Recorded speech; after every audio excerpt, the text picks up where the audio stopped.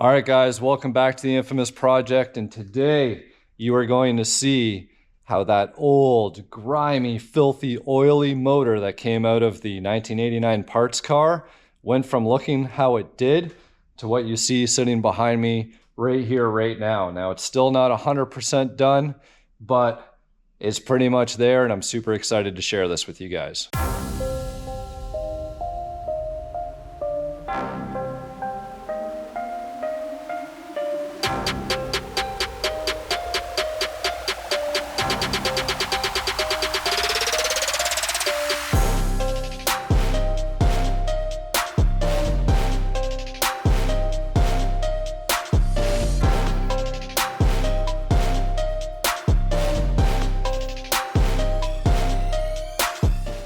So you can see behind me here is the motor that's going to be going into Project Come and Take It.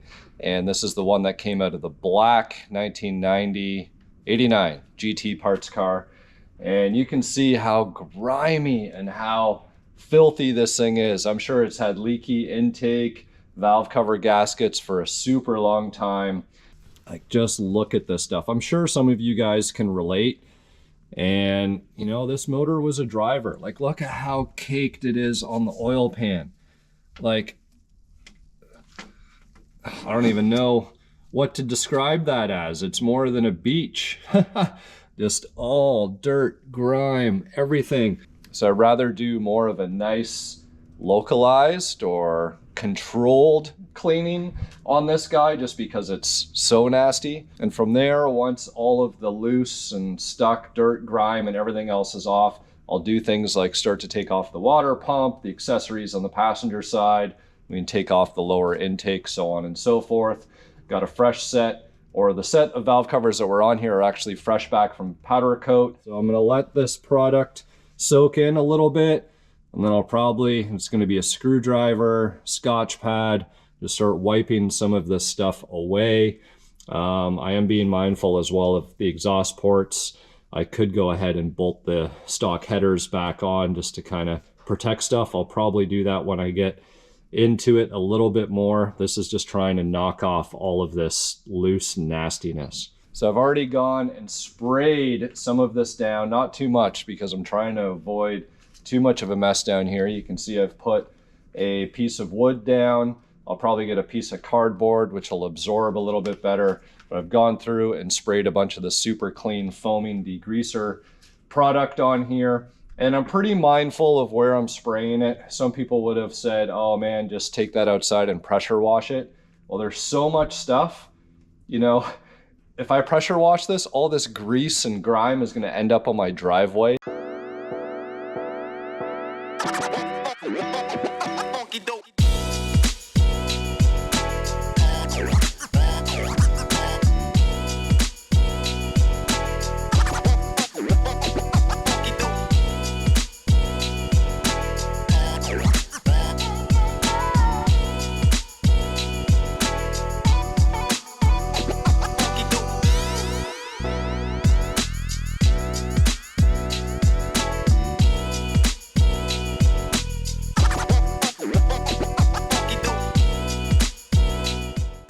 It's about 30 minutes later, and you guys can see the significant difference on this motor. Now, I focused on the worst side first. That side actually isn't anywhere near as bad as this side is over here. So managed to get quite a bit done. You know, use the super clean purple foaming degreaser and use probably just over about one full can of brake clean. Had my screwdriver, a Scotch pad, a couple rags, and a microfiber towel. These go a long way, guys. Really, they absorb so much and they're good for doing final wipe downs. And the one thing that you got to bear in mind is that when the grease is so thick, it's hard to find stuff that'll penetrate all the way through. That's why, you know, you want to scrape some of it off and then kind of give, call it a valley for some of the degreaser and products that you're going to spray on to get through. So I did go ahead and remove the motor mount on this side afterwards. It was actually pretty clean behind it. We got this one accessory bracket off. Again, I wanted to knock as much shit off of this motor first before I start loosening and removing stuff. And yeah, I'm really happy with the way that it's turning out. One thing about having a really oily and greasy motor that is the benefit to all of this is like, look at how clean the oil pan is underneath. And of course, there's still some dirty, greasy marks because the microfiber is ultimately dirty. But this oil pan's actually going to clean up really, really nice.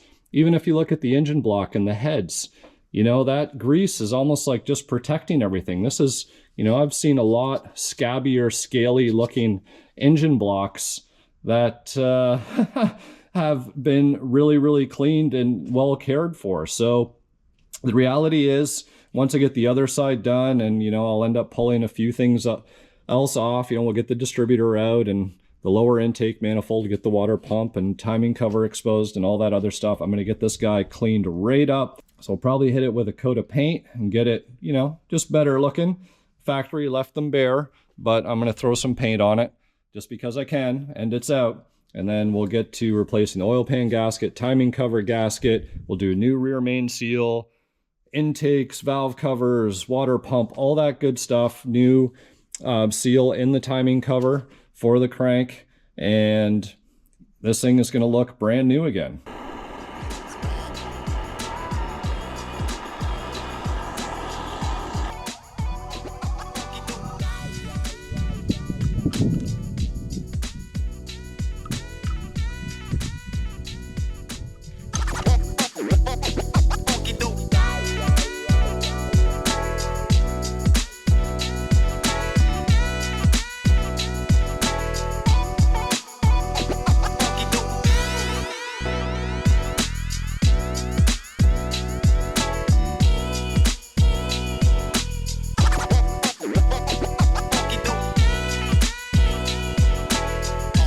Pressure washer is now behind me, and the motor, in terms of the bulky, nasty stuff, all of that is pretty much off. So I'm going to be removing the nasty cardboard that you see here and getting all my parts and tools out of the way. And you can see the block is looking pretty damn good. So I'm going to do one last spray over to this guy, just so we can break down, you know, any last bits of this grease. And when I pressure wash, I'm not going to be pressure washing near the tops of the valve covers. I'm not going to be pressure washing into the exhaust ports. You know, we don't want to avoid getting water in our motor. But now, hopefully, going to get around the spark plug holes. The spark plugs are threaded in tight. Because, you know, if there's some grease hiding in those holes when we paint the block, well, paint does not like grease.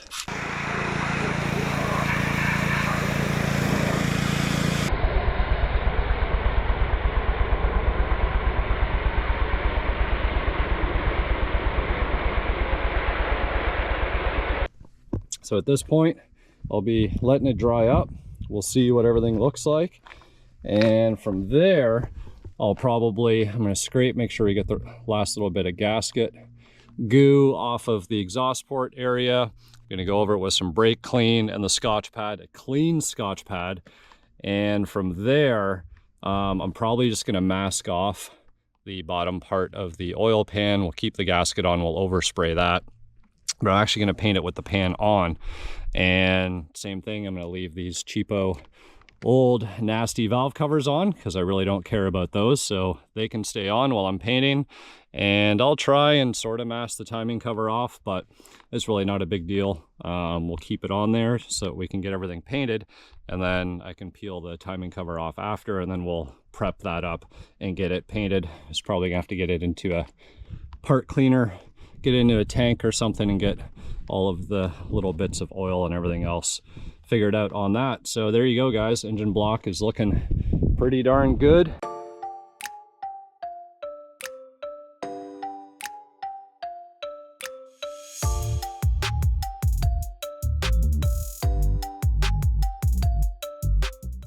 don't know if you've ever seen, I think I put this in another video, but check out this water pump. Bearings actually let loose, they all went flying. You can actually see there's a bearing right here. And yeah, needless to say, my clutch fan went through the rad, and that was pretty much the end of driving the parts car around. Ready for paint, And you can see I took the water pump off, ended up taking the lower intake manifold off, and I've just kind of sort of masked things off to avoid overspray more than anything. Like I said, that timing cover is going to come off once everything is painted, and from there we'll be able to clean that up and get that sprayed up as well. I've gone over everything again multiple times. After that pressure wash, I still went over it with brake clean. I still hit it with the Scotch pad, and then I went over it with that Prep All wax and grease remover sitting right down there. So just trying to get as much grease, as much oil off this thing as possible, so that way our paint will stick and last. So finally, what am I going to be using? The usual suspects here. If you guys have seen me do my other engine videos in the past, then you'd be used to seeing the Duplicolor engine enamel. So I'm going to do coat of primer first, let this get flashed up, and then go ahead with the new Ford Gray, probably 2-3 coats of that.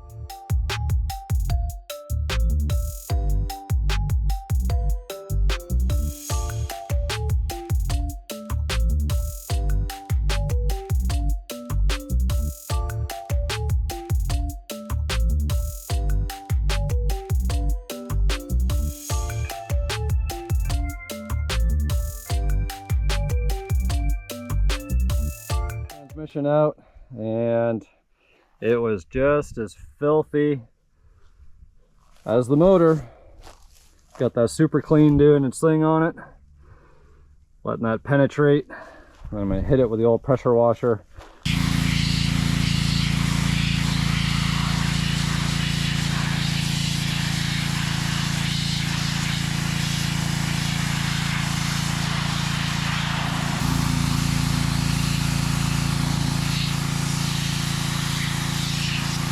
Hopefully it'll come back like new.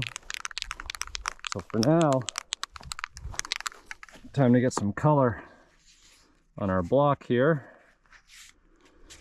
Again, trying to avoid some of the overspray.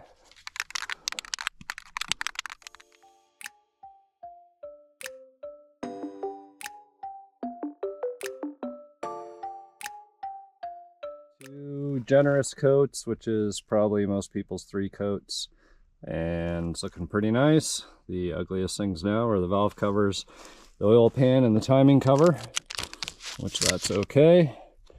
So we get the timing cover off tomorrow, oil pan off tomorrow, and get those gaskets changed, get a new oil pump in here, and start getting everything on the top end ready to go. There's a transmission looking about 90%. I got to go through and get some of the small areas off the corners and whatnot.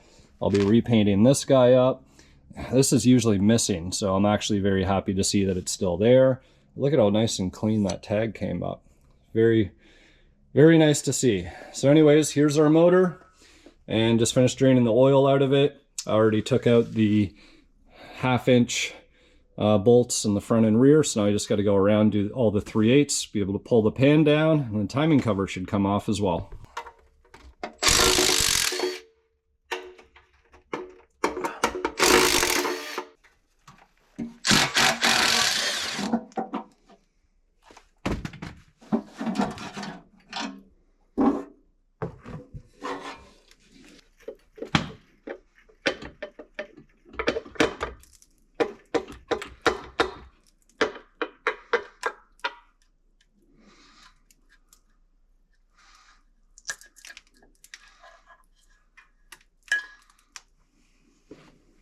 It's got some miles on it, that's for sure.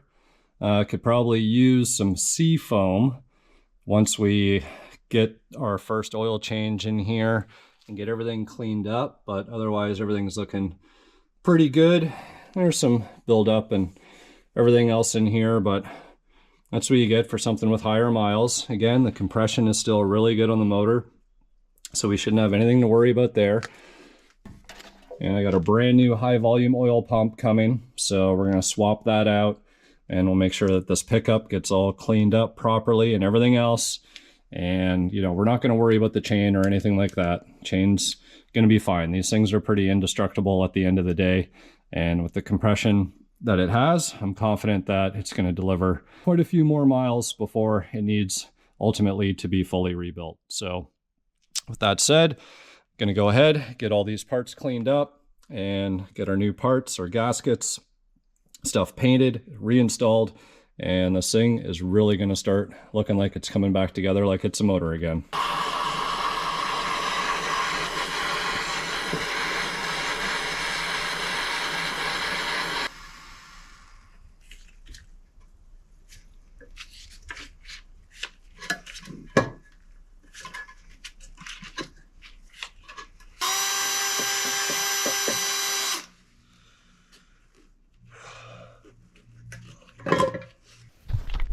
Well guys, I don't know if I beat on this timing cover too hard when I was getting the crank seal out, but I noticed we have a nice little crack here, and it goes all the way up to pretty much here.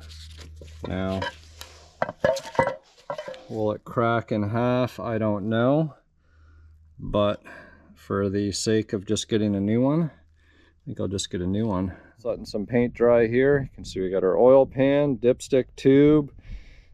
Yes, I am that OCD. All those bolts sat in some thinner overnight, kept shaking them up. Then I took them through the wire wheel and cleaned them all up, prepped them, and painted them. So they're going to dry overnight. Over here, I got our balancer and pulley. So if you guys haven't noticed, some stuff is gloss black, some stuff is a matte black. Got the oil pressure ascending unit over there. So I'm just going to throw in some info about this timing cover that I got. So this is a replacement, came from O'Reilly's, China, and it comes with the crank seal, comes with the mechanical fuel pump block-off plate that we need, and the gasket somewhere. I don't know where I put it. Anyways, it comes with it. You're going to need some bolts to be able to bolt that on with the gasket, since we don't have a mechanical fuel pump. So I'll be sure to put some, I'll put some goo around there and the gasket, some goo in the plate. That'll be good.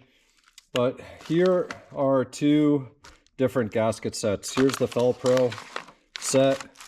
So this comes with your timing cover, water pump, etc. And this is the crank seal that it comes with. This guy is made in Mexico. Here's the crank seal that came with the cover. And this guy is China. So if we look at them here more closely, well, both have a seal, both are kind of red. This one looks shinier, and I'd say not as thick as this one, but this one, whatever the red coating to seal things up is, I think, what's making it look beefier. Needless to say, I'm not going to use the China one that came with the timing cover, nor am I going to use the gasket that came with it. I'm going to be using this Felpro one. And why, you might ask? Well, the Felpro one is thicker. Get rid of these, all these water pump variations here. So here's the Felpro gasket. Here's the China one. I just feel more comfortable with the Felpro gasket. There's nothing worse than having a timing cover leak as a result. Now you're going to ask, should have you have bought the China timing cover? Well, it's all that I had available to me. So I'm going to take what I had, but use the best of my options. So I'm going to go ahead, I'll drive this crank seal in. Actually, I need to establish if I'm going to paint this first. So let's see, I'm going to check the water pump. I might end up painting the timing cover and the water pump black. Then I'll drive the seal in. Stay tuned.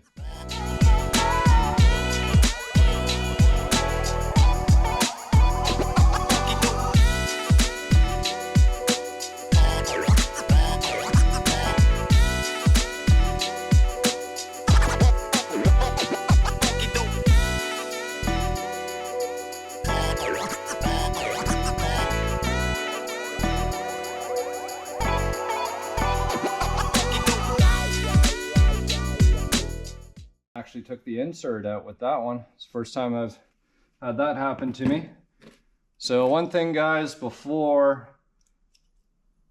I go mounting the new timing cover, so I actually notice the threads are pretty dirty. I had to heat one of those bolts up, if you guys remember. So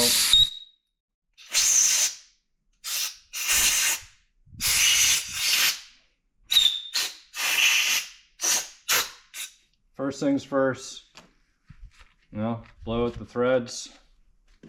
I'm just going to run the tap through them just to make sure everything's nice and clean.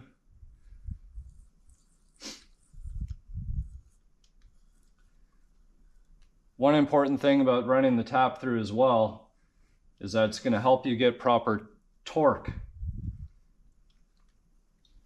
Cool. See all this stuff that just came out? I need a pick. See, this literally just came out of the thread holes. It's probably some leftover gasket maker, silicone, whatever you might want to call it. I can actually see some of the other holes. So yeah, you can actually, just run something in your thread holes if you like, blow them out, run the tap through. Don't get any in your eyes. If you're looking right at it, wear your safety glasses.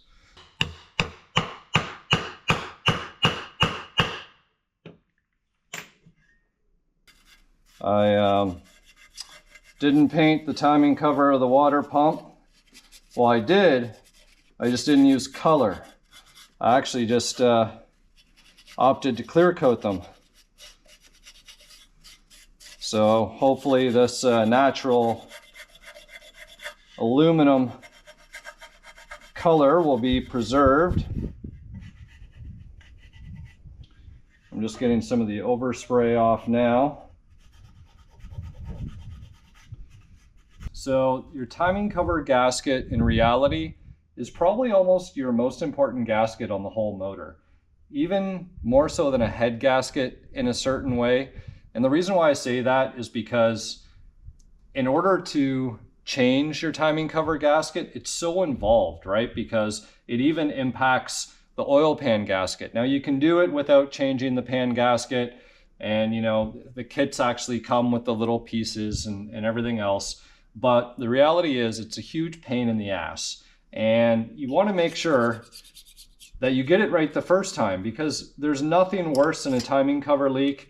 And I just feel like every Foxbody that I get these days is leaking from either the water pump or, even worse, the timing cover gasket. So you want to be extra sure all your surfaces are extra clean. I'm using a razor blade here. I've gone over it with a little Scotch-Brite disc, and everything's looking good. Same thing with the cover itself. And I opted not to use the China gasket that came with the kit. I'm going to use the Felpro gasket, and I am going to be slicking the surfaces with a little bit of gasket maker.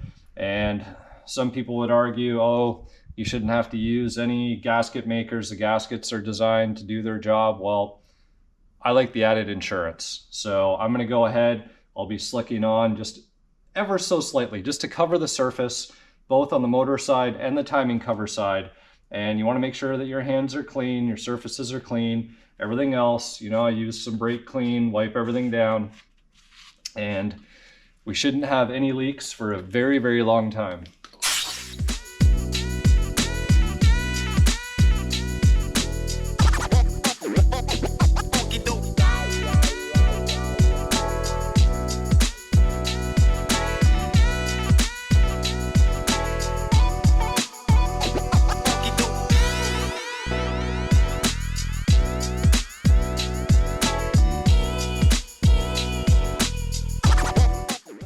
Oil pan is bolted, torqued on, got some spark plugs in there, and everything is pretty much torqued down in the front.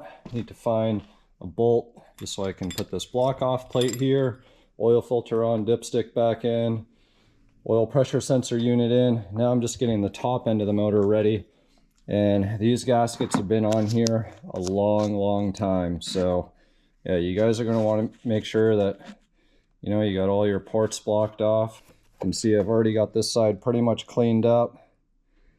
Just got to go over it with a Scotch disc, and everything should be good to go there. But these ports back where the coolant passes through, man, these things are nasty. You can see just the gasket literally breaks right around it, and this one's coming off a little bit.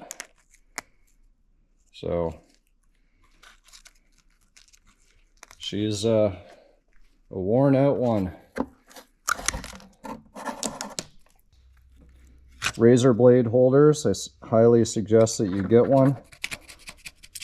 They're going to make your life much easier when you're trying to cut away that old gasket. Have a shop vac handy, so that way you can vacuum out all the areas and get all the loose debris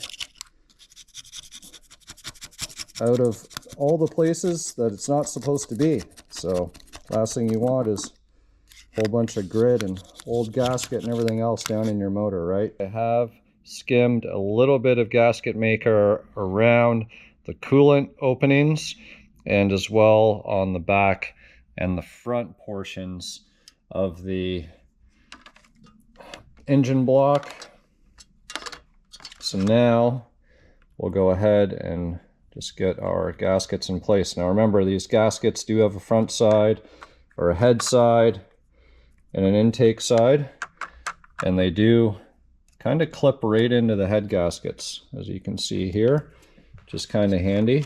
But if you actually look at the gasket somewhere here, normally it says head side. There we go. So that's letting you know that it goes on this side here.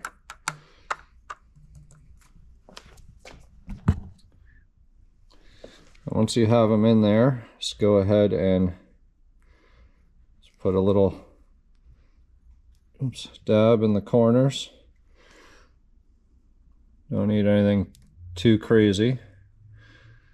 Now, I know some people argue about using just this Right Stuff gasket maker on the front and back here versus using these gaskets. I like to use a combination. Some people say that these gaskets, I don't know, they blow out or whatever. Maybe in boosted applications, you know, maybe you could run into some pressure or anything and maybe of sorts and maybe blowing these gaskets out. But on a stock motor, honestly, I've never had an issue. Okay, everything looks like it's sealed up nice there. I'll take a little bit more.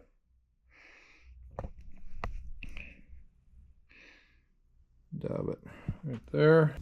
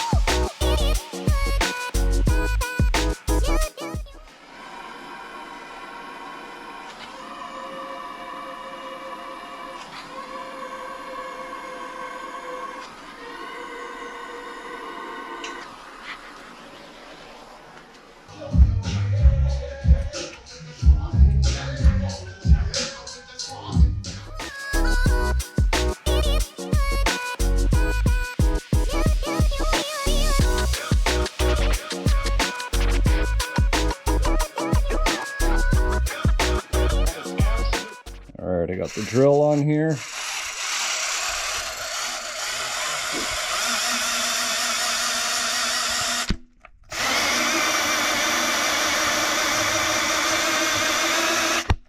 Can actually see the oil down in there coming up. So I'm going to run this for probably about 45 seconds to a minute. What that's going to do, it's going to get oil all up through the motor, you know, because we did a lot of cleaning and everything else. So this is going to lubricate everything and have the motor in a position to be happy, even though it's been ran before and we're not trying to break it in. So hopefully you guys have enjoyed the transformation. I know I have, now that it's pretty much done and wrapped up. It can seem pretty daunting and overwhelming at times, but the reality is, you know, I did this in a couple days. If you guys are curious about the timelines, I'm trying to throw these videos out as quickly as I'm doing them, so it's almost real time.